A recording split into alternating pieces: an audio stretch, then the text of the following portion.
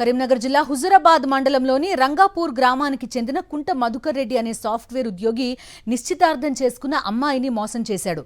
గత నెలలో అదే మండలంలోని కాట్రపల్లి గ్రామానికి చెందిన యువతితో మధుకర్ రెడ్డి నిశ్చితార్థం చేసుకున్నాడు. అయితే నేడు అమ్మాయితో పెళ్లి జరగాల్సి ఉండగా నిన్న ఉదయం మరో అమ్మాయితో అతని పెళ్లి జరిగింది. విషయం తెలుసుకున్న బాధితురాలి కుటుంబ సభ్యులు వెళ్లి ప్రశ్నించగా అబ్బాయి తండ్రి దురుసుగా స్పందించడంతో అమ్మాయి తల్లిదండ్రులు పోలీస్ స్టేషన్లో ఫిర్యాదు చేశారు. అమ్మాయిని హుజురాబాద్ మండలం రంగపూర్ గ్రామానికి చెందిన కుంట శ్రీనివాసరెడ్డి గారి చిన్న కుమారుడు అయిన మధుకర్ రెడ్డికి ఆల్రెడీ మేము పెళ్లి మాట్లాడుకున్నాం. 40 లక్షల విలువ గల అరెకరం భూమిని 10 తులాల బంగారాన్ని ఒప్పుకున్నాం. 6 లక్షల రూపాయలు లాంఛనంగా మేము ఎంగేజ్మెంట్ రోజే మేము అన్నీ ఇవ్వడం జరిగింది. ఈరోజు నిన్న హల్దీ ఉంది.